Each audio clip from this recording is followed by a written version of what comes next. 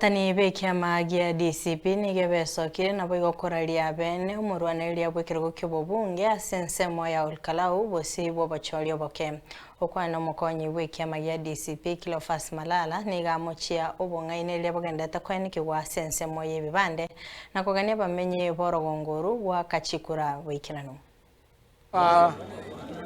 First of all, I want to take this opportunity to thank and congratulate our candidate, Honorable Kamau Ngodo, who has today been cleared to vie as the Member of Parliament in KALOU. We are confident as a party that we have the best candidates. We have the candidates who meets the requirements that the people of KALOU are looking for in a leader. Second, we want to urge the people of KALOU to observe peace, unity during these campaigns. We are choosing a leader through a democratic process, and we want to ask government not to perpetuate violence the way they have been doing in other by-elections.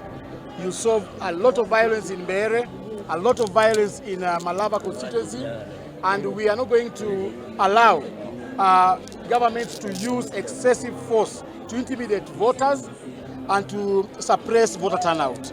Lastly, we also have information that since government has already conceded defeat, it is trying to narrow the gap of defeats by buying identity cards.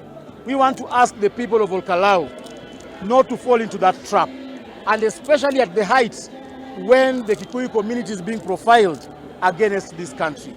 This is an opportune time to show those perpetrators of tribalism, to show those perpetrators of negative ethnicity that Kikuyu is part of this country, Kikuyus are part of the citizens of this country, and we are not going to vote in affirmation for their political parties. We want to wish our party candidates all the best, and on behalf of the party leader, we are confident we are going to clinch this seat.